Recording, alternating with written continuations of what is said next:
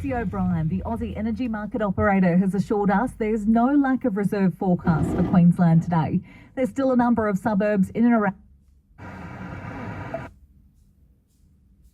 extra demand on the grid.